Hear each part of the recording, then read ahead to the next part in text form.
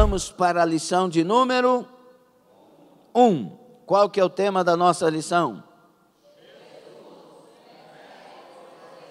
Jesus, o mestre por excelência. Meu Deus, glória a Deus. O texto básico está em Mateus, capítulo 5. Vamos ler os versículos 1 e 2. Glória a Deus. Está escrito assim: Jesus, vendo a multidão, subiu a um monte e, assentando-se, aproximaram-se dele os seus discípulos, e, abrindo a boca, os ensinava, dizendo: glória a Deus. Vamos para o versículo-chave, Mateus 23, 8, está aí na nossa revista. Vamos ler todos juntos, cada vírgula uma paradinha, não se esqueça. Vamos ler, 1, 2, 3.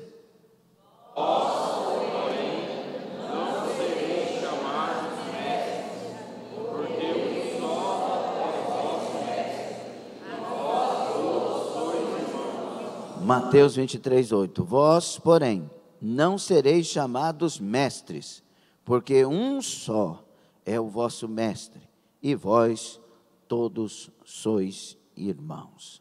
Qual que é o alvo desta lição?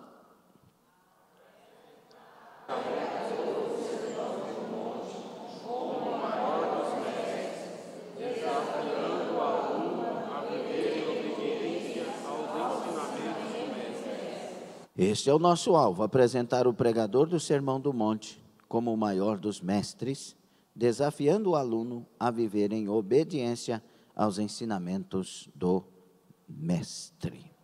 Palavra de Deus, o Senhor seja conosco, todas as portas do Senhor estejam abertas, e os que concordam de glória a Deus, tomem assento. Glória a Jesus. Meus irmãos, o sermão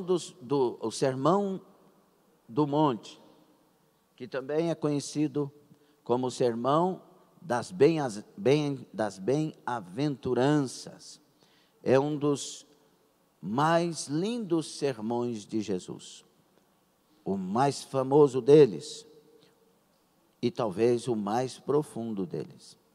Estamos diante de lições desafiadoras, e muito desafiadoras, porque nós somos desafiados a viver o que Jesus nos traz de 5 a 7 de Mateus, que é o primeiro dos 5 grandes sermões de Jesus no Evangelho de Mateus. E durante toda essa revista, nós vamos ser desafiados a mudar. E esse desafio é maravilhoso, porque cada mudança que eu faço, que Jesus pede, que Jesus manda, que Jesus espera de mim, são mudanças para o meu bem, e não somente para viver uma vida aqui melhor, mas para viver a vida lá, na glória, sendo salvo, estando com Cristo Jesus, nosso Senhor. Outra coisa a observar nestas lições, ou neste grande sermão, é que Jesus, ele é o mestre deste sermão, aquele que nos ensina, e ele mesmo vive total prática do que ensina. E ele termina o grande sermão dizendo que bem-aventurado aqueles que praticam, ouvem e praticam estas palavras. Este é semelhante ao que construiu a casa numa rocha. Cavou profundo, construiu a casa. Ontem, numa conferência de famílias que eu estava pregando, estava falando um pouco sobre isso. Cavar não é fácil numa rocha. Ou é fácil? Cavar, Mansuelane, bem-vinda, guerreira de Deus. Deus abençoe. Cavar numa rocha não é fácil. Meu Deus, quem já usou martelete aqui daqueles desse tamanho assim? Quem já usou? É por isso que o Laércio é forte daquele jeito lá. O Ricardo usou 1 mês e falou, não dou conta. O Maciel lá em Portugal usou, foi aqui mesmo. Irmão, você termina aquele negócio, você chega em casa, você está pulando. E por que tem que ser o martelete? Porque ele é forte para isso, para quebrar, para romper concreto até. Então, é fácil um homem cavar numa rocha? Às vezes não é fácil para nós guardarmos as palavras de Jesus, meus irmãos, principalmente por causa do orgulho que temos. Nós não queremos ceder, nós não queremos ministrar o perdão, a gente quer fugir da situação. E para ser de Deus, tem que ministrar o perdão. Para ser de Deus, tem que parar de mentir. Para ser de Deus, tem que virar as costas para o pecado. Para ser de Deus, tem que parar de dar desculpas e encarar os fatos. E para nós, muitas vezes, muito mais fácil do que cavar numa rocha, é construir na areia. Porque na areia não tem esforço praticamente. Mas a chuva, o vento e a tempestade derrubam a casa. Quer ser inabalável? Coloca em prática as palavras do Mestre. Neste sermão, queridos irmãos, nós vamos falar então de algo fundamental para uma vida com Deus. Falaremos sobre a transparência cristã. A transparência cristã. E é interessante lembrar das palavras que vão ser ditas sempre, meus queridos, porque quem não pratica a palavra não alcança o céu. Diga isso.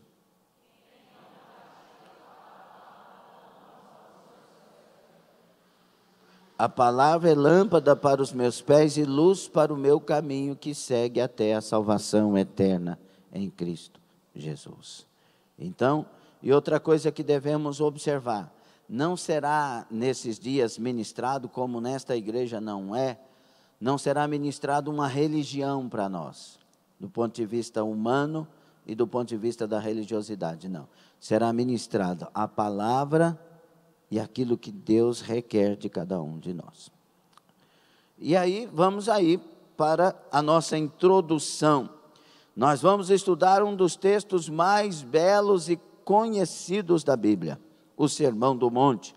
Stott diz ser ele o mais lido, o menos compreendido e o menos praticado de todos os ensinos de Jesus. Ao estudá-lo, precisamos aceitar os seus ensinamentos com o máximo de seriedade, pois ele contém os mais altos padrões, os maiores valores, as prioridades do cristianismo. Encontramos nele tudo aquilo que Jesus desejava que seus discípulos fossem e fizessem. Tudo aquilo que devemos ser e fazer. É muito sério e é muito importante que nós tenhamos entendimento destas palavras que se seguirão. Quando estudarmos este sermão, estas lições, irmãos,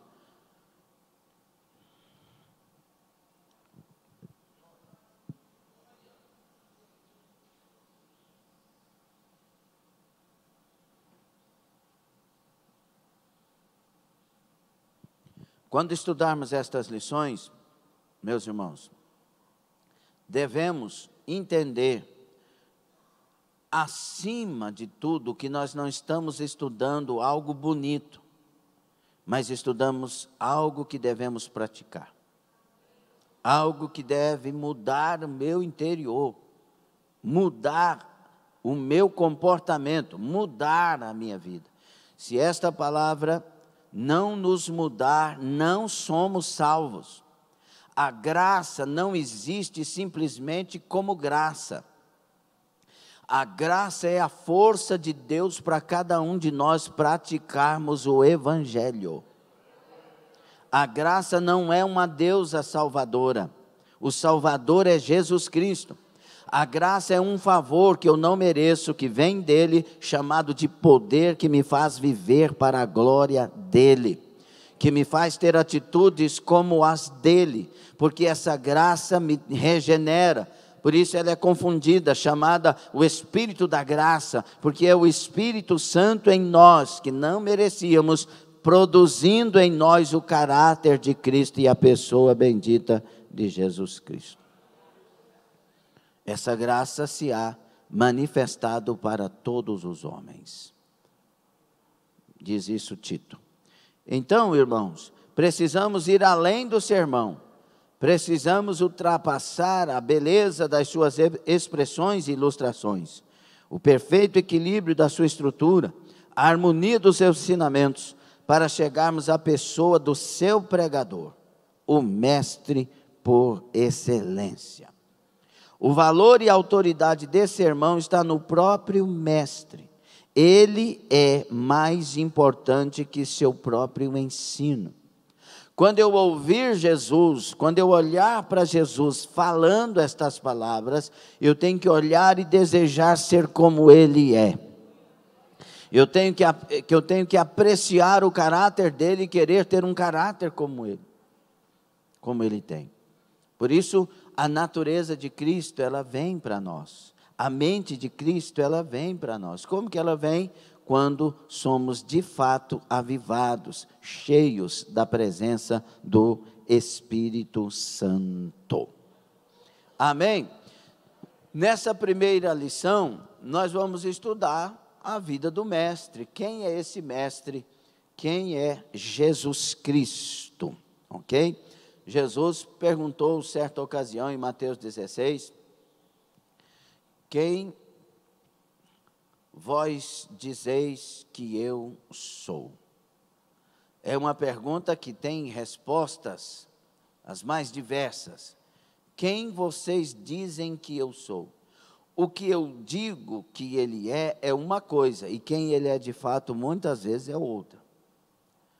Uns dizem que tu és um dos profetas, Jeremias, João e tal, mas vocês, quem dizem que eu sou? De repente o Espírito toma Pedro e diz, tu és o Cristo, o Filho do Deus vivo. Se ele é um profeta, como Jeremias, como João e tal, nós não devemos, a não ser dar ouvidos aos profetas. Mas ele não é um profeta, ele é o Cristo, Filho do Deus vivo. Se ele é o Cristo, ele também é Deus, como João diz no capítulo 1, que no princípio era o Verbo estava com Deus, e o Verbo era Deus, e o Verbo se fez carne e habitou no meio de nós. Então ele é Deus. Se ele é Deus, eu tenho que obedecê-lo, aceitá-lo, adorá-lo, segui-lo, servi-lo, e nós temos que ter comunhão com ele. Então é diferente isso. E nós vamos ver que esse Cristo, que esse mestre, que esse Jesus, o mestre por excelência, ele tem uma identidade. O que é identidade? É um conjunto de características que são próprias e exclusivas de uma pessoa. Nós devemos imitar a fé de Paulo, a fé de pastores que são de Deus, a fé de Jesus Cristo, mas nós devemos, mais que tudo isso, imitar a pessoa de Jesus Cristo, a forma de conduta de Jesus Cristo. Ele, sendo Deus, se fez homem e habitou no meio de nós, para que nós, homens, olhássemos para ele e vivêssemos como ele. Preste atenção, deixe para conversar depois, por favor, deixe para fazer as coisas depois, por gentileza, tá bom? Ok? Eu sou um professor muito exigente. Se você veio para a escola bíblica, você veio para aprender, não veio para conversar. Ok? E se for conversar, vai conversar sobre a matéria, porque a matéria é excelente, é maravilhosa e nos edifica. Então, esse mestre por excelência se destaca por sua identidade sem par, singular, incomparável, inconfundível. É errado que alguém queira fazer algo, por exemplo, vamos imitar o jeito do pastor. Aí vai querer pregar as mensagens do pastor, a forma do pastor falar. Não, você tem sua identidade. Imite a fé. Imite aquilo que você pode imitar no sentido de honestidade, comportamento, etc. Mas seja você. Seja você, tenha a sua identidade. Seja você que tem as suas características. Mas essa identidade e essa característica tem que ser de servo. Tem que ser de quem obedece e anda nos trilhos da santa e gloriosa palavra de Deus. Quem é esse Jesus? A identidade dele. Esse Jesus, ele está diante dos seus discípulos no Sermão do Monte. Ele está ali para principiar ensinos profundos. E este homem, ele está ali com aproximadamente 30 anos de idade. Então, ele não é muito novo, mas não é velho.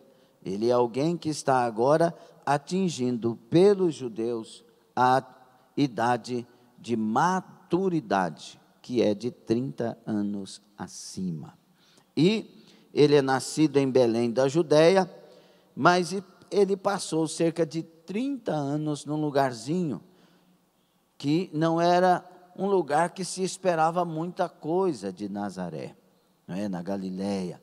Por isso que a pergunta é, pode vir alguma coisa dessa região, alguma coisa que faça realmente diferença, alguma coisa que de fato surpreenda-nos, da Galileia, desse lugar, porque Galileia era um lugar, irmãos, que nós chamaríamos aqui no Goiás de roça. O camarada é da roça e quer dar opinião. Por isso que a pergunta é, não são estes todos galileus? E nós não estamos ouvindo eles falar nas nossas línguas? Como pode o roceiro falar o inglês? Como pode o roceiro? Eu não quero que você pense aqui em pré-julgamento, em preconceito, em nada, irmão. Só purifica a mente na nossa cultura, ok? Porque hoje parece que está difícil você falar certas coisas. Está com preconceito. Está sendo racista. Está não sei. Pelo amor de Deus, deixa nós conversarmos. Ok? Então, como podem um roceiro falar chinês? Mas todos falavam nas línguas daquelas nações, porque o Espírito Santo encheu aqueles que eram considerados indignos, incapazes, improváveis. O Evangelho é assim. Ele quer principalmente alcançar os improváveis. E Jesus estava ali na região da Galileia, em Nazaré, e ele exerceu uma profissão de carpinteiro, a profissão do Maciel, profissão do Nilton Esteves, e de outros, carpinteiro.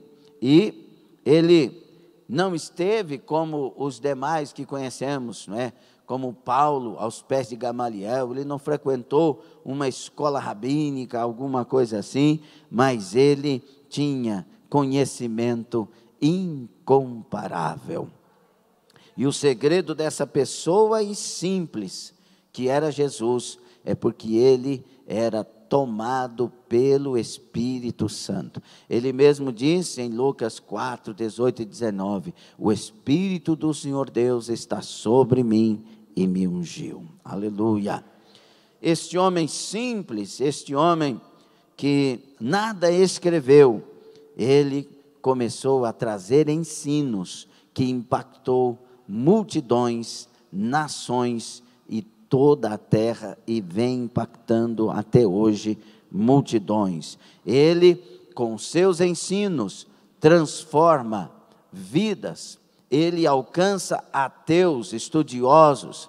Ele alcança os homens mais intelectuais da terra, e ele alcança os mais indoutos, ele alcança os menos esclarecidos. Os sermões de Jesus, as palavras de Jesus, são tão impactantes e profundas, que ele alcança o miserável e o milionário, ele alcança o pobre e ele alcança o rico, ele entra nos palácios com seus ensinos, e ele entra nos ranchos mais simples com seus ensinos. Ele falou palavras que impactou vidas de todas as gerações e de todas as sociedades. Ele é maravilhoso.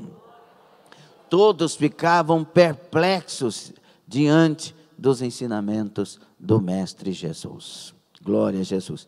Multidões chegavam dizendo: ninguém falou como este homem falou. A doutrina dele é diferente. Ele tem autoridade no que fala. Aleluia. Glória a Jesus. Quem é Jesus para você? Quem é esse mestre para você? O que exatamente é que vemos quando olhamos para Jesus, quando pensamos em Jesus? Muitas vezes, queridos, temos a mentalidade ocidental para olhar para Jesus.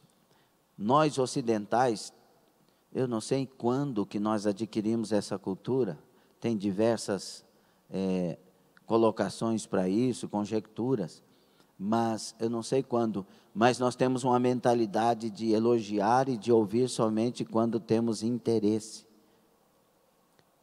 Alguém está falando e ele tem o recurso que eu preciso, eu vou olhar para ele e sorrir. E prestar atenção, porque eu preciso de algo. Mas quando não preciso, eu viro as costas e digo que não quero ouvir esta pessoa. E por que ouviria? Nós temos a mania de querer ouvir quando precisamos, quando necessitamos. Quando estamos arrogantemente nos nossos pedestais, ouvir quem vai falar o que eu não quero dar crédito é péssimo. Por isso Deus usa um instrumento muito forte, instrumento de quebrantamento, enfermidades, problemas, situações das mais difíceis, para tentar, e eu digo tentar porque Ele respeita nosso livre-arbítrio, tentar com isso, quebrantar nossos corações, para que nossos ouvidos sejam abertos às palavras do Mestre. Quisera Deus, todos nós, nesta manhã, tivéssemos ouvidos para ouvir, olhos para ver, corações para guardar e pés para praticar a palavra do Senhor. Então, esta é a identidade do nosso amado Jesus Cristo, mestre por excelência. Mas agora tem a outra coisa, além da identidade, tem o quê? A personalidade do mestre. A personalidade da pessoa é o que a identifica moralmente. É a maneira dela ser. O caráter de Jesus, dentro da personalidade, era íntegro. E o caráter são as características, né, que forma uma pessoa. Esse caráter de Jesus era de absoluta inteireza moral. Ninguém pega Jesus com imoralidade. Por quê? Porque Jesus, irmãos, é bom deixar bem claro nessa altura, que Jesus Cristo, Ele não está aqui vivendo como filho de Deus, como Deus. Ele está vivendo como homem. Filipenses 2, de 5 a 11, deixa isso claro. Mesmo sendo Deus, não usurpou ser igual a Deus. Antes, esvaziou-se a si mesmo, aniquilou-se a si mesmo e tomou forma de homem, sendo servo obediente até a morte e morte de cruz. Jesus não nos poderia salvar como Deus, Ele só poderia nos salvar como homem. Ele tinha que viver como homem, Ele tinha que vencer como homem. Por isso Ele é chamado de segundo Adão.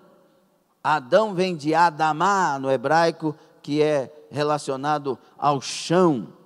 Adão é tirado da terra. Adão tem que viver como aquele que veio para a terra. Ele é o segundo Adão. O primeiro falhou, o segundo venceu. E ele venceu como? cheio do Espírito Santo. O segredo de Jesus é isso. O Espírito do Senhor Deus está sobre mim e me ungiu. E eu quero te dizer que o Espírito do Senhor Deus está sobre a igreja e nos ungiu. Enquanto igreja, enquanto eu vivo como igreja, eu tenho a unção do Espírito Santo para praticar a palavra de Deus. Então, o caráter desse Jesus é um caráter absolutamente inteiro naquilo que diz respeito à moral. Uma pessoa que é de Deus, meus irmãos, ela tem um conceito de moralidade limpo. O conceito é limpo, é puro. Tem gente que diz assim: todo mundo mente, por que eu não vou mentir? Porque você tem moral. Todo mundo rouba, por que eu não vou roubar? Porque você tem moral. Todo mundo engana, por que eu não vou enganar? Porque você tem moral. Todo mundo vive duas caras, por que eu vou ter só uma? Porque você tem moral. É diferente quando a cabeça pensa para a glória de Deus.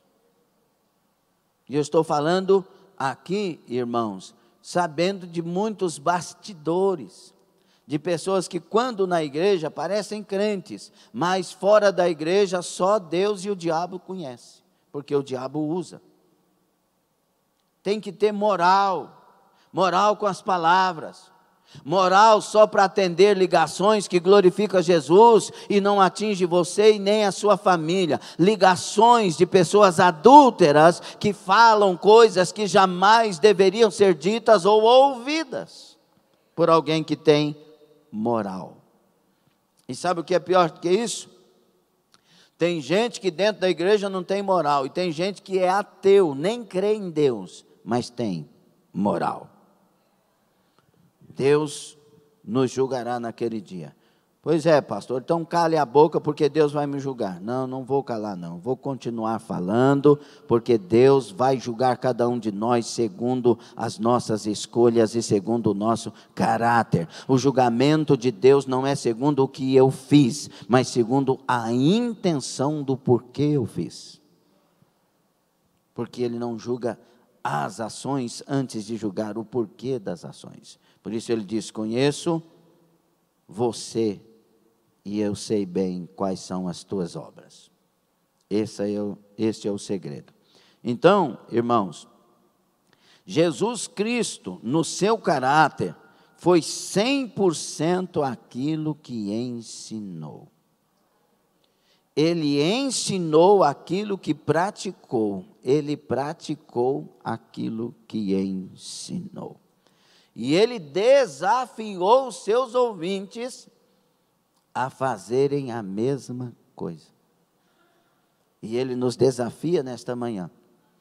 Ele te desafia nesta manhã. Ele me desafia nesta manhã. Eu quero que você seja meu imitador. Aleluia. Ele ensinou os seus discípulos a que orassem pelos seus inimigos. Ele ensinou os seus discípulos a falar a verdade e a viver a verdade, porque ele foi a encarnação da verdade. Jesus, de fato, teve um caráter íntegro, então ele tem autoridade para pedir de nós, ou para mandar a nós, que vivêssemos um caráter como este. Amém? Quando falamos do Mestre, estamos então diante de uma moral perfeita. Aleluia. E aí nós vamos olhar para que não fiquemos somente na pessoa do Mestre e dizer: quem vai viver assim? Vamos olhar para a pessoa de Paulo. Vamos olhar para os discípulos depois que tiveram um verdadeiro encontro com o Senhor. Vamos olhar para a pessoa piedosa de Barnabé. Vamos olhar pela pessoa amorosa de João. Vamos olhar para pessoas que realmente escolheram viver para a glória de Jesus Cristo. Neste sermão, Jesus apresentou uma lei perfeita para que andemos nela. Amar, eu vou dizer e você repete. Amar aqueles que nos odeiam. Fazer o bem a quem nos faz mal.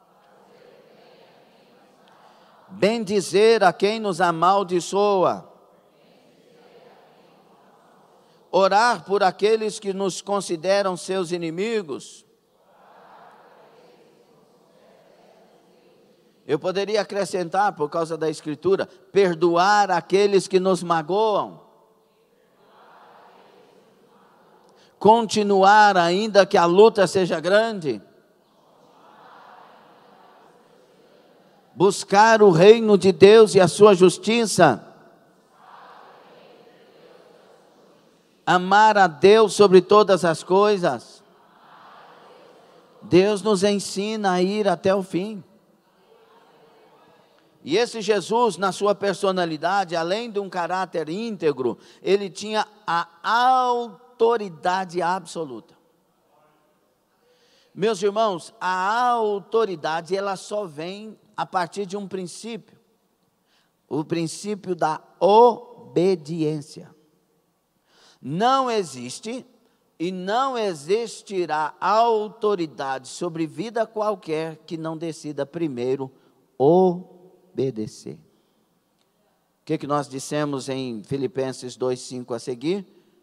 Pelo que ele, sendo Deus, não usurpou o ser igual a Deus, antes aniquilou-se a si mesmo, tomando forma de servo, pelo que foi obediente, até a morte. Ele não foi obediente durante um tempo, ele foi obediente até a morte. E não foi uma morte qualquer, foi uma morte de cruz, uma morte que dá vontade de revoltar, de indignar-se, de falar muitas coisas, porque era inocente, mas ao contrário disso, ele resolve dizer: perdoai-vos, eles não sabem o que fazem. Ele foi obediente, mesmo sendo injuriado, diz Pedro, não injuriava. Ele nos dá exemplo que nós temos que olhar para ele e dizer: Senhor, tem misericórdia de mim. Eu me lembro aqui dessas 4 ou 5 vezes que eu fui na Terra Santa, em Jerusalém e em todo Israel ali, nos lugares onde pudemos ir.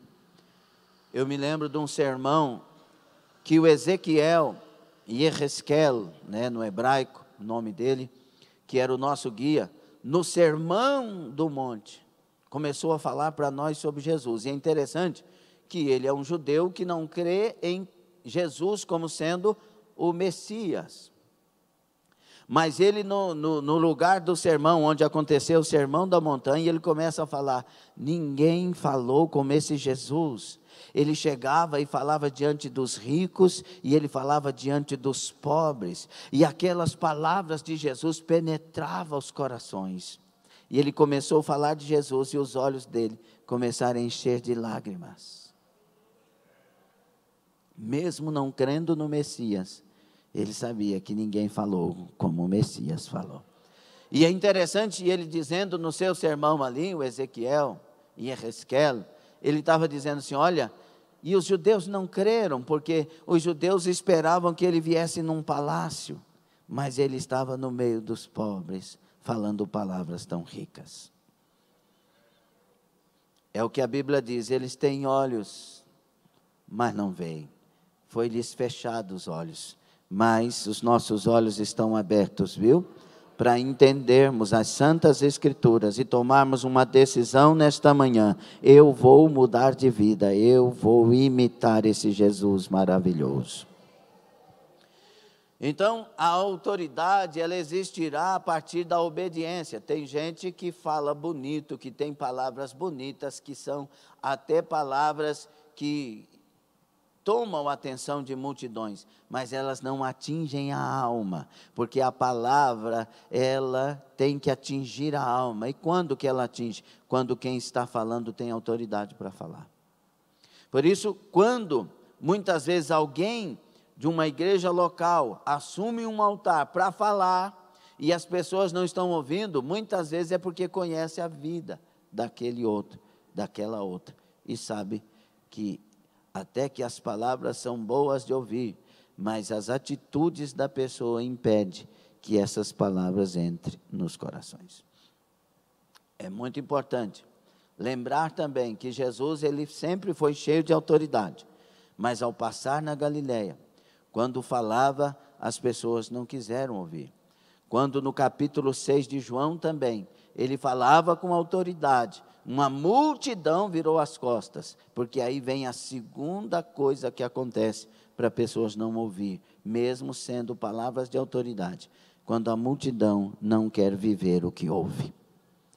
Quando Estevão falava com autoridade e os judeus olhavam para ele e viam nele o rosto como o rosto de um anjo, mas eles pegaram em pedras, levaram ele para fora e mataram Estevão apedrejado. Ele tinha autoridade, ele tinha palavras maravilhosas, mas aqueles não tinham corações para dar crédito à pregação. Nos guardemos dos males, nos coloquemos dispostos a ouvir e obedecer às santas palavras do Mestre Jesus. Outra coisa, ele tinha obediência, então, perfeita. É por isso que ele tinha autoridade. Porque a obediência, a sujeição dele era perfeita. Por quê? Porque a sujeição dele era primeiro ao Pai. Eu vim para fazer a vontade daquele que me enviou. A igreja de hoje, a igreja de todos os tempos, a igreja cristã, deveria ter uma frase: eu vivo para fazer a vontade de Deus. Eu vivo para atender a vontade de Deus, e o que não está na vontade de Deus, eu rechaço, eu renego, eu rejeito, eu não quero, porque eu vim para atender aquele que eu tenho um sonho, morar com Ele na eternidade. Alguém pode entender isso?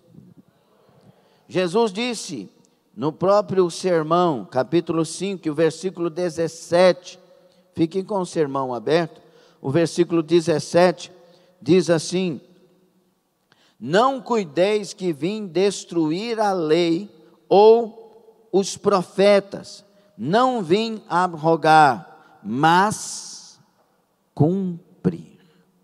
Jesus veio para obedecer, cumprir a vontade perfeita do seu papai. O objetivo supremo da sua vida foi o de fazer a vontade do Pai. Nunca buscou a sua própria vontade. Sabe, um dos mais terríveis conflitos da igreja de hoje, é querer fazer a sua própria vontade. Vamos lá? Mais uma vez. Deus nos manda perdoar? Nós não temos dificuldade de perdoar? Deus não nos manda parar de mentir? Nós não temos dificuldade de parar de mentir? Deus não nos manda orar? Não temos dificuldade? Sexta-feira eu orei sozinho aqui, não tinha ninguém aqui.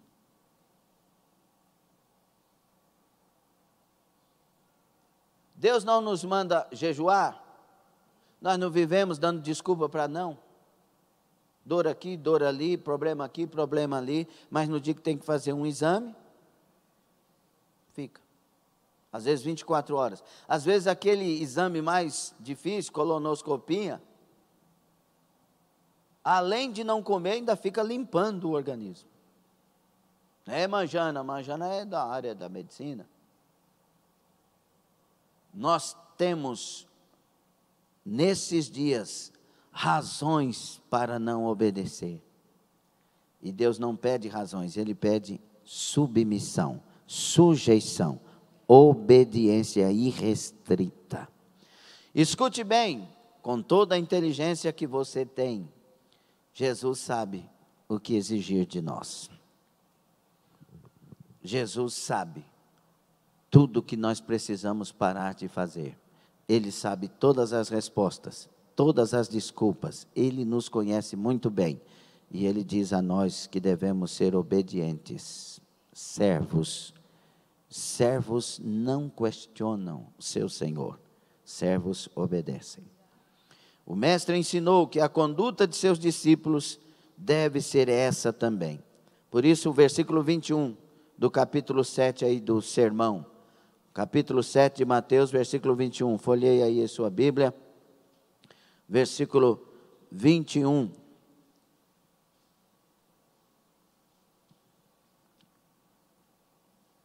Diz assim: nem todo o que me diz Senhor, Senhor, entrará no reino dos céus, mas aquele que faz a vontade de meu Pai que está nos céus.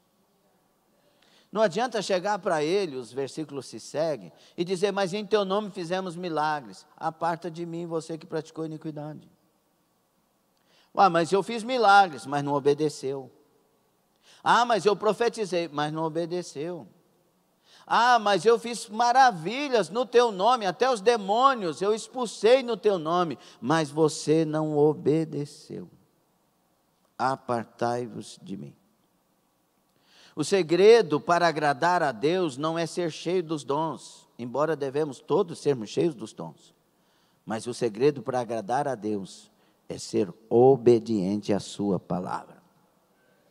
Você consegue dar glória por isso ou é meio difícil? Então Deus está exigindo de nós um alto padrão.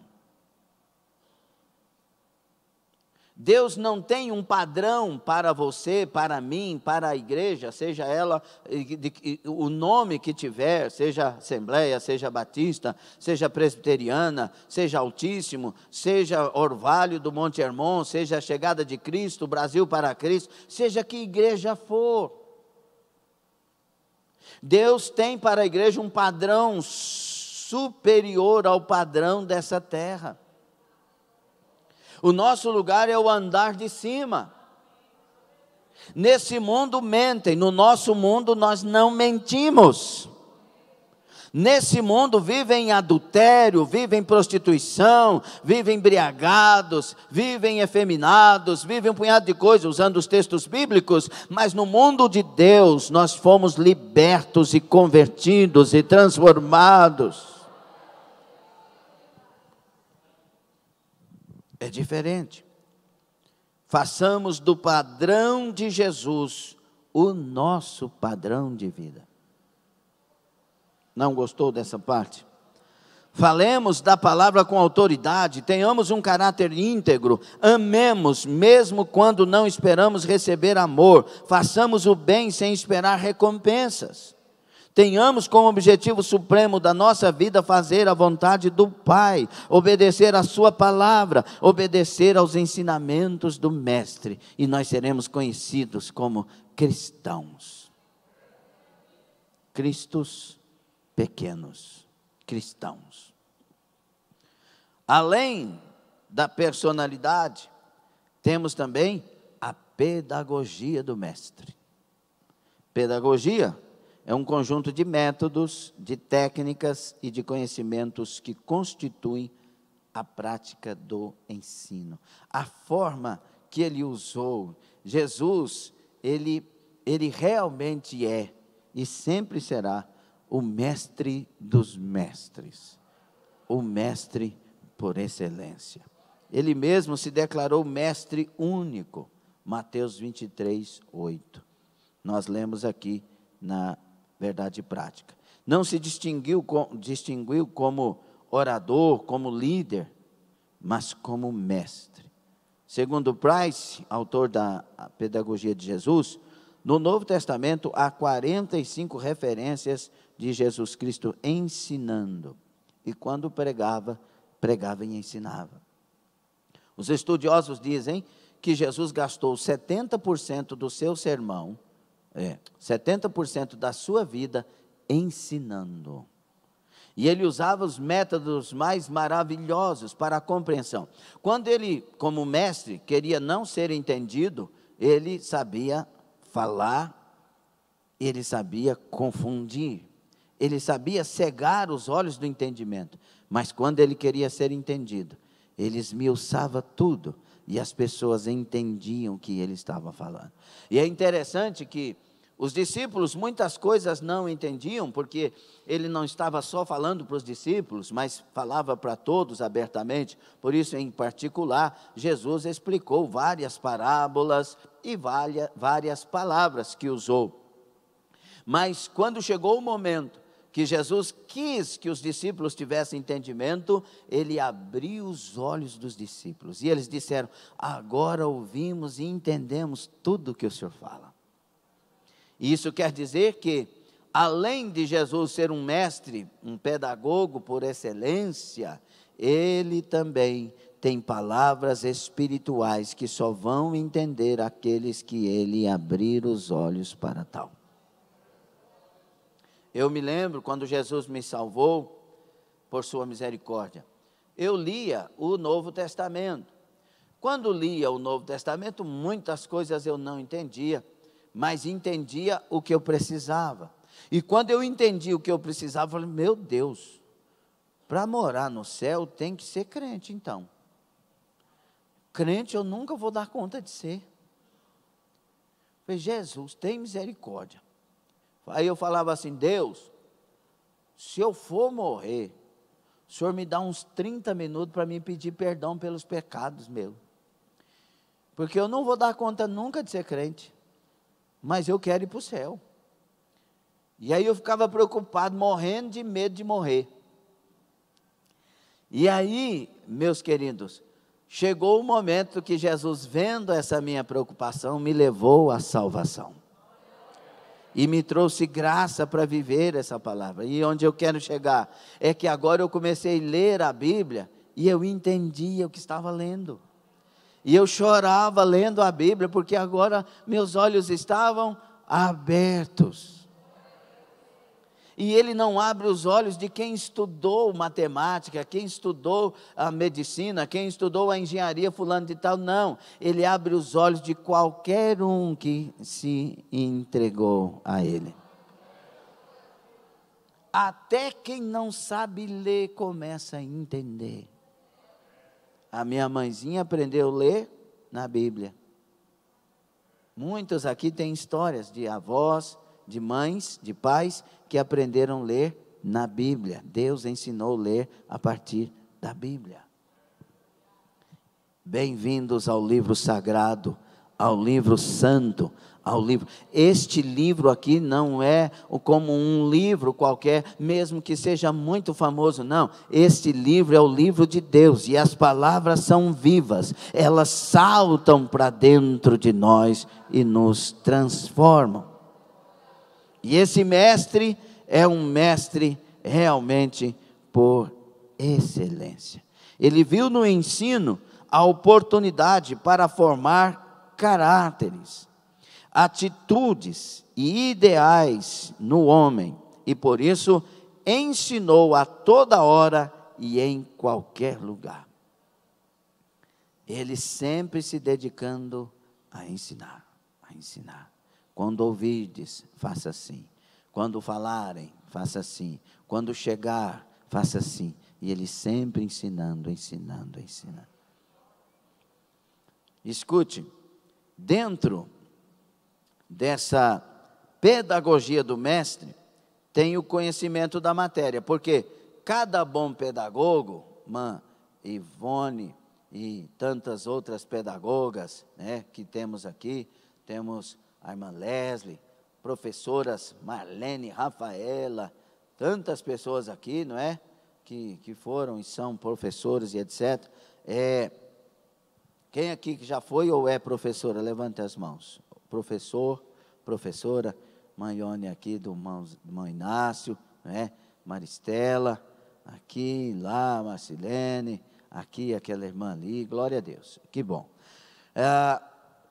Você tem que ter conhecimento da matéria. É triste você ensinar aquilo que não sabe.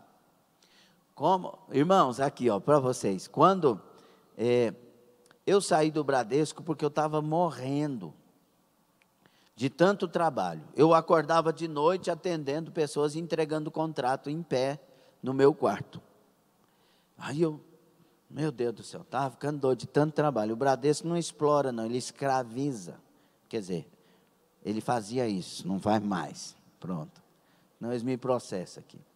E aí, eu falei para o gerente lá, o João Evangelista, na época: João, me manda embora que eu não dou conta mais. Não. Eu cuidava de 8 praticamente, diretamente 5 departamentos do banco e mais 3 depois, praticamente 8. E aí, entre isso, operações especiais, financiamentos dos mais diversos, carteira de cobrança e cadastro, meu Deus do céu. E aí, eu cheguei para o João e ele disse, não, de jeito nenhum, não te mando embora, não. Aí eu falei, não, João, eu não dou conta mais, não. Eu chegava de manhã, saía de noite, aquela coisa toda. E aí ele disse, não, e eu falei para ele assim, não, eu entro na justiça requerendo minhas horas extras, e aí vocês têm que me mandar embora. Aí ele, mas não faz isso, Zaca, era o meu apelido. E tal, eu falei, não consigo mais, tal, e ele me mandou embora, preencheu o 29. E aí, o que eu fiz? Eu estava com a cabeça tão cheia, que eu estava saindo para trabalhar de vendedor de sal mineral, essas coisas de animais, de gado, cavalo e tal. E eu agora viajava para as fazendas. Meu Deus do céu, que coisa boa, né? No meio do mato e tal. Aí eu vendia um tal de Agrivel A17, que era para tristezinha, aquelas coisas do gado, né? E aí eu cheguei na fazenda para vender, eu não sabia nem o que era. Aí eu tal, e ela falou, tem um gado ali que está com tristezinha. Aí eu falei, Agrivel A17. É bom, aí o Edmundo conhece. Aí eu falei, é bom, e é isso e aquilo, e o negócio era bom mesmo. Aí ele falou assim, como é que dá? Eu falei, na garrafinha. Aí ele, na garrafinha, eu falei, então, o senhor ministra para nós, primeiro? E eu falei, o que é garrafinha? Aí que eu fui preocupar, meu Deus, como é que eu vou fazer isso? Aí o camarada, falei, traz a garrafinha. E era uma garrafinha mesmo. Aí eu tinha medida, pus na garrafinha, sacudi que era um pó. Como é que eu ia pôr essa garrafinha na boca do bezerro? Eu chegava e aquele bezerro. Aí eu falei, põe aqui, por favor. O camarada chegou, mandou a mão assim, no queixo do bezerro assim, apertou os dois dentes, ele assim, ó. Ele abriu a boca, ele pôs a garrafinha. Falei, bom, isso é bom. Como é que você vai falar daquilo que não entende? O que eu tinha que fazer antes disso? Pegar uma aulinha, né? Ir lá no Edmundo, para o Edmundo me ensinar. Então, o verdadeiro professor, a verdadeira professora, pedagoga, ela conhece primeiro a matéria. Ele conhece para poder. E é tão bom quando você tem um professor que conhece. Sim ou não? Eu tinha um professor, olha o apelido dele, Zé do Pato. Aquele professor esquisito que na época a gente chamava de segundo grau. Ele, o camarada conversava assim, ele pegava o giz e pá, cala a boca, miserável, dentro da sala de aula. Mas ele tinha tanta propriedade para ensinar, ele era professor de química, de física. Ele tinha tanta propriedade que você aprendia com gosto, porque ele falava de coisas tão... Falei, eu quero conhecer igual ele conhece. Quero aprender como ele aprendeu, porque ele dominava a matéria. Né? O meu professor de matemática, ele mandava eu calar a boca, porque eu gostava tanto de matemática, e gosto, que ele iria, aquelas inequações, aquelas de terceiro grau, aquela coisa toda, ele ia falando e eu falando na frente. Ele ia falando, e ele, Zaca, espera aí, você está falando de preste mais. O jeito dele que era meio espalhafatoso. Porque eu gostava e eu queria ser mestre em matemática. É tão bom quando você tem aula com quem conhece, com quem te explica, quem te ensina, quem esmiuça. Jesus esmiuçava tudo. Ele explicava de tal maneira que você não tinha como dizer, não aprendi. Irmãos, e ele continua sendo o mesmo.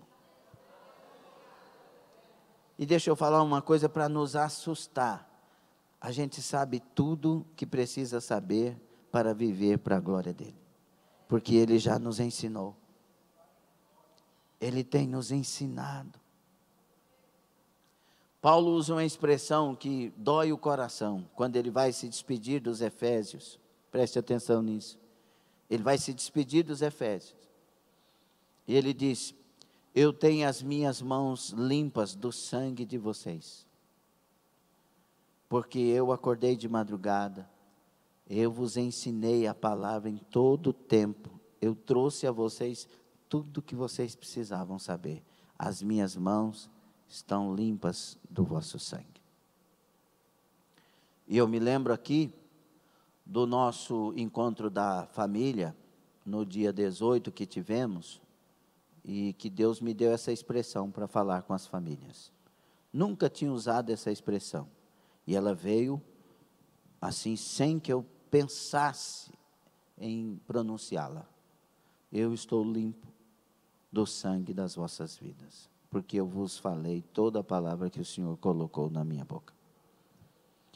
Então, queridos, Jesus conhecia. Sabe por que ele conhecia? Porque ele também vivia o que falava. E é tão bom quando você conhece porque pratica. Já viu aquele povo antigo? Você tinha uns dentistas, que a gente chamava de dentista, hoje tem nome mais bonito. Odontólogo. Aí, a gente conhecia o dentista prático e o dentista formado. O prático era quem? É aquele que não tinha formação, mas aprendeu fazendo. E tinha dentista prático que era melhor que o formado. Sim ou não? Eu conheci um farmacêutico, alguns anos atrás. Nós não tínhamos condição de ir no médico, então a gente ia no farmacêutico. Douglas, hoje ele é formado, mas na época não era. Você chegava no médico, o médico falava uma coisa. Aí você chegava no Douglas, quem conhece o Douglas da farmácia? Eita, gente, quanta gente. Não é assim? Você chegava no Douglas, o médico falava assim, você vai morrer.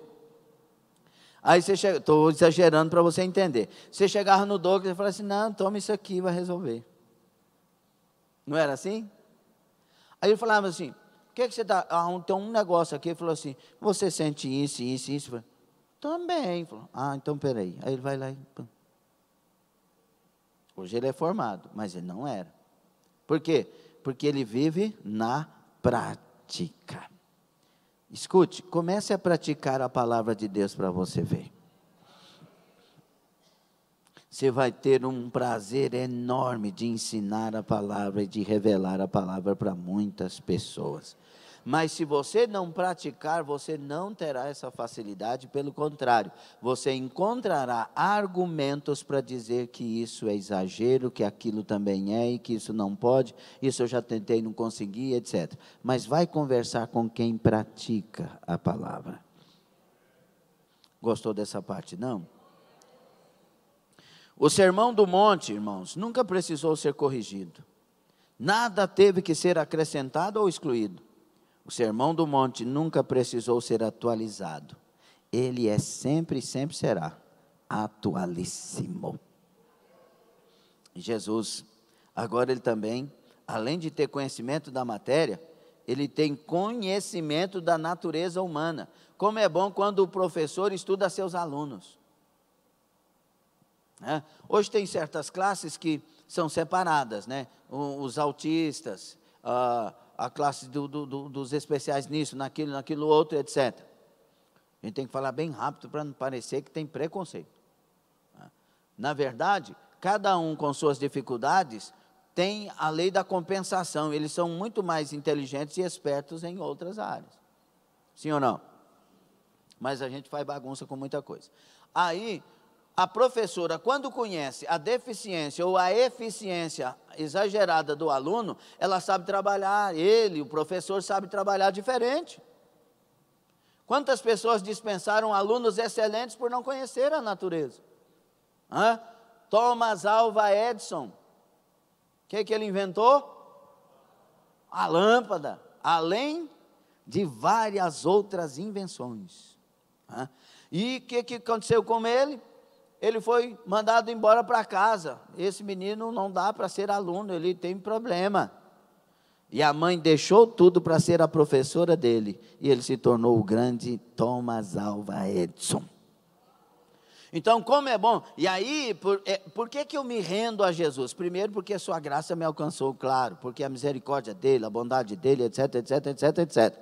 Mas por que eu me rendo a Jesus? Porque ele conhece cada um de nós.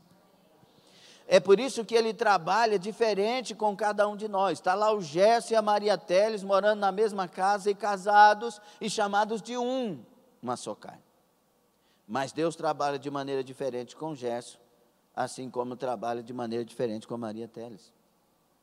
Porque Ele conhece a personalidade, o caráter de cada um, a natureza de cada um, a maneira de cada um. Ele trabalha diferente. Porque o que a irmã Maria Teles precisa ser trabalhada, muitas vezes o Gerson não precisa. E assim vice-versa. Deus conhece a sua natureza, é por isso que aperta lá onde dói. Já viu que Deus fala, mas Deus, por que o Senhor não me prova igual prova a Ivonete? Porque a Ivonete não precisa ser provada nisso. Ela precisa ser provada naquilo outro. É onde o espinho dói. É onde ele toca que dói, porque é lá que precisa de cura. É lá que precisa ser aberto e trabalhado. Ele é mestre por excelência. Ele conhece a natureza humana.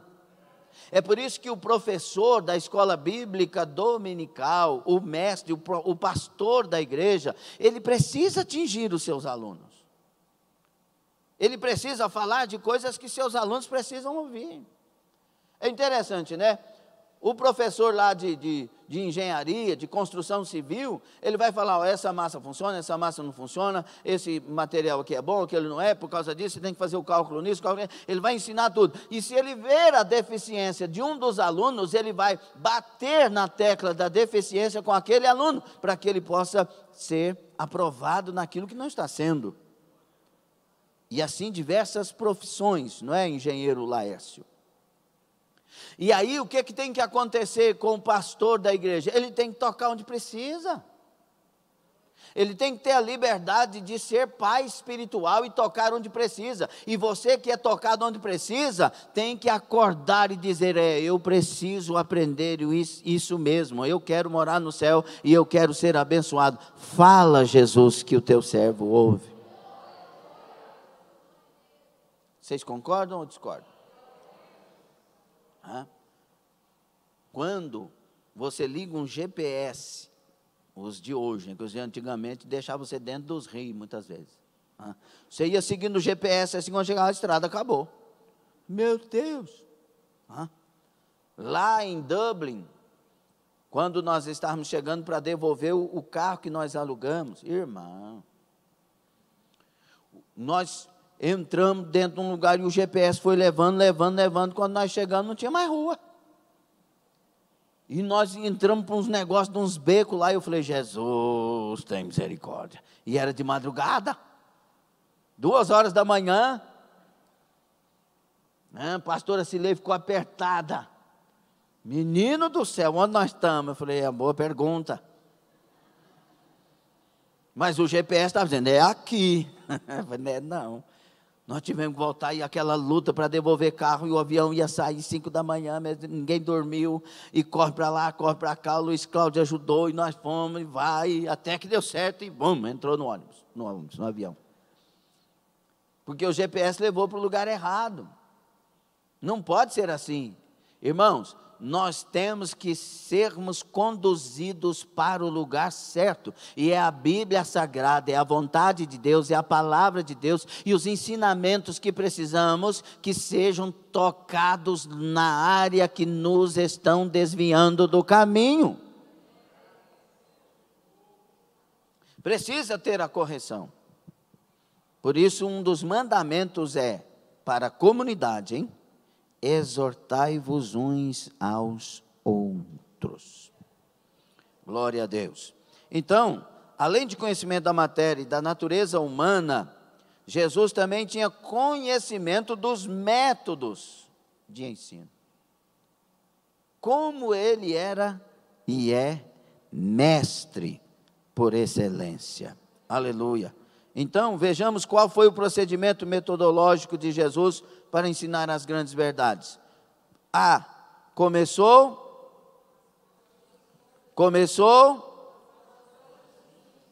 até chegar, não é esse o método pedagógico? Você vai começar das classes lá, que eu já nem sei nome, mas jardim não sei o quê, e vai. E vai, começa com as coisas mais simples. Aprender as letrinhas, né? Aí uma musiquinha para ajudar a memorizar. A, B, C, D. E as vogais? A, E, I, O. Quem pode falar? A, E, I, O. Para nós parece uma coisa ridícula, simples demais. Não é possível. E para elas? Novidade, simples, mas que elas precisam aprender. Como que elas vão ler se não souber ler, não reconhecer as letrinhas? Se não souber unir as letrinhas? Jesus era assim, começava do simples e ia levando ao complexo. Aleluia. Também partiu do conhecido para o desconhecido. Se eu falo de coisas naturais e você não entende, e se eu falar das espirituais?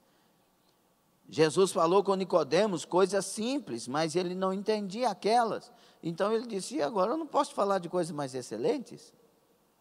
Jesus falou muitas vezes, eu estou falando para vocês disso e de outras coisas não posso, porque seria pesado para vocês agora.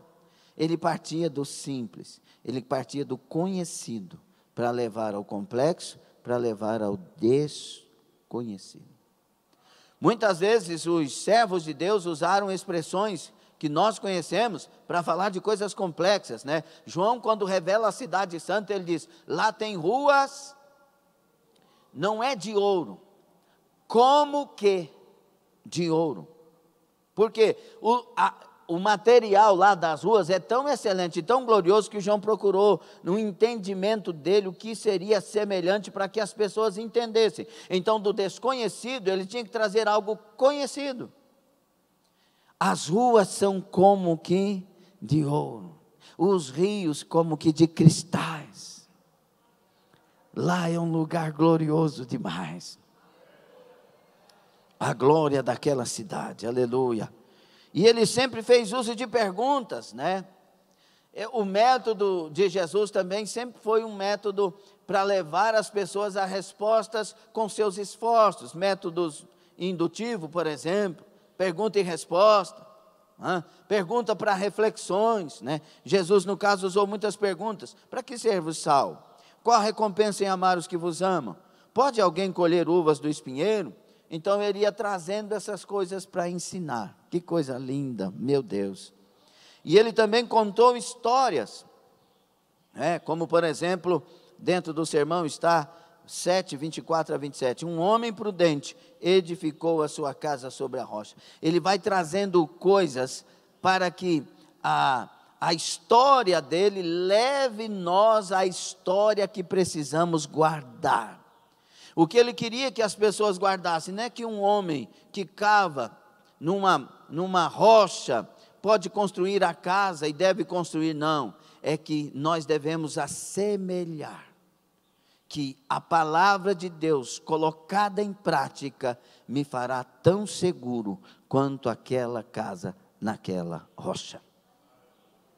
Então, eu tenho um conselho para nós: pratiquemos a palavra e seremos inabaláveis. Aleluia! Ele conversou, discutiu, dramatizou, ilustrou, planejou e aplicou. Suas lições tinham começo, meio e fim. Ele é o mestre por excelência.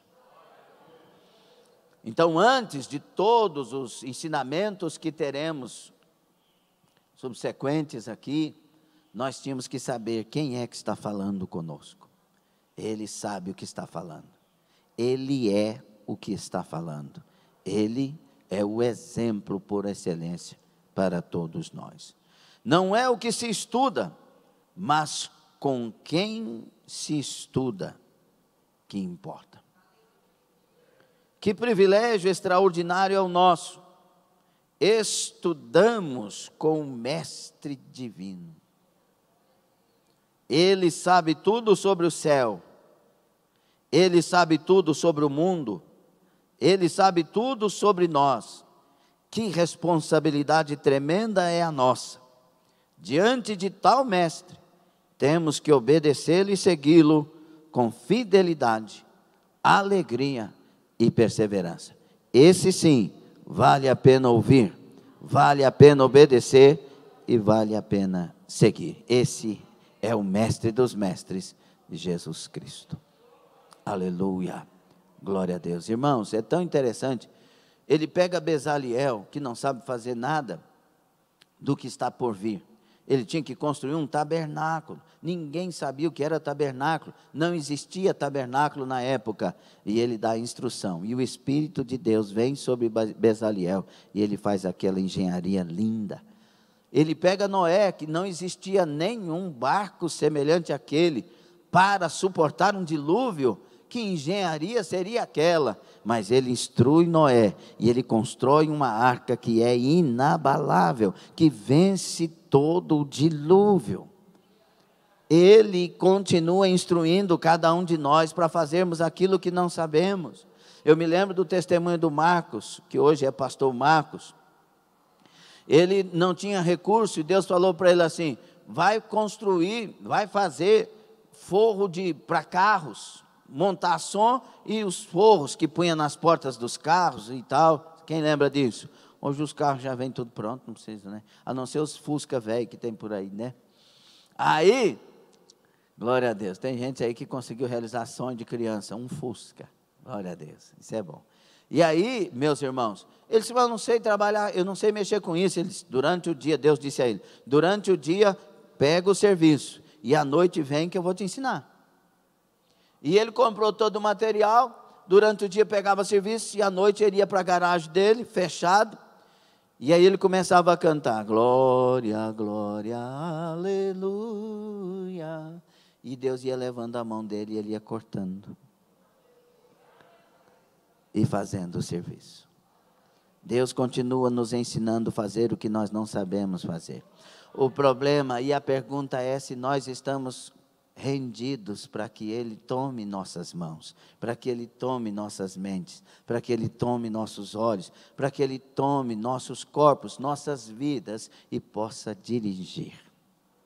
Essa pergunta é no mínimo conflitante. Fique sobre os pés. Por que dar atenção ao Sermão do Monte? Por que estudá-lo durante 4 meses? Por que colocar em prática os seus ensinamentos?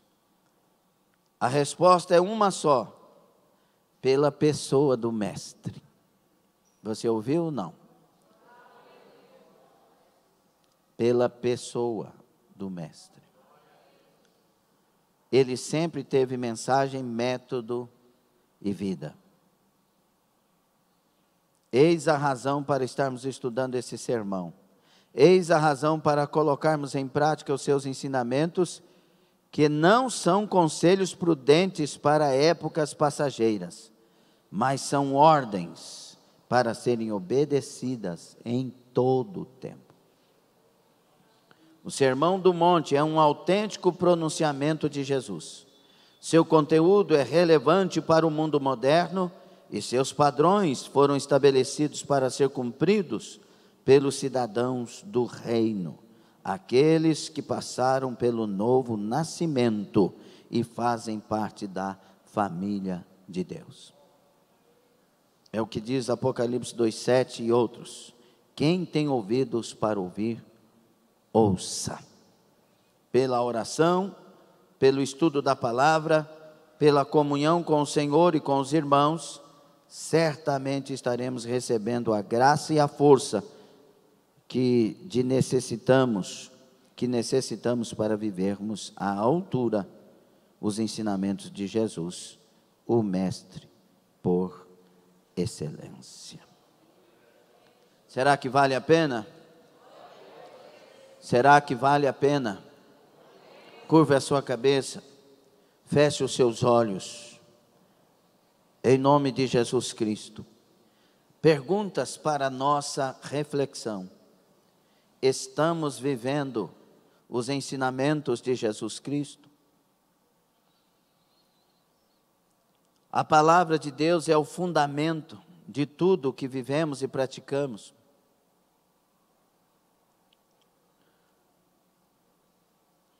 o que você diz a respeito dos mandamentos e das ordenanças do Senhor para a igreja. Você é um mentiroso, uma mentirosa, ou você é filho da verdade, filha da verdade e fala a verdade. Vivemos a transparência cristã. Nesta manhã poderemos fazer o propósito de não faltar nenhuma escola e prestarmos atenção em cada lição e colocarmos em prática cada ensinamento. É possível ser um imitador do Senhor Jesus neste tempo? Nosso alvo é o céu. Senhor nosso Deus e Pai, humildemente nos colocamos diante de Ti, carentes, necessitados. Confessamos nossas falhas, nossos pecados, nossos erros e pedimos, nos lava no santo sangue de Jesus, o sangue da nova aliança. Venha para nós a Tua graça e a Tua graça nos fortaleça e nos levante para vivermos esses ensinamentos, Senhor, porque queremos alcançar os céus na pessoa do Senhor Jesus, vivendo em Cristo Jesus, sendo fortalecidos pela pessoa de Jesus, na prática da sua palavra, dos seus ensinamentos. Venha sobre cada um, Senhor. Arranca de nós as arrogâncias, ignorâncias, a estupidez, a cegueira espiritual, a surdez espiritual, Senhor. Abra os nossos olhos para vermos, os nossos ouvidos para ouvirmos, as nossas vidas para recebermos a Tua palavra e praticarmos a Tua palavra. Põe por terra os levantes e os males, estabelece o povo do Senhor de pé, a casa do Senhor de pé. A volta do Senhor nos encontre prontos para os céus. Assim abençoe, Mestre por excelência, Salvador da minha alma, Senhor da minha vida, amor eterno do meu coração. Nos dê a Tua presença e a força para tudo isso. Seja conosco, é a nossa oração, no precioso e santo nome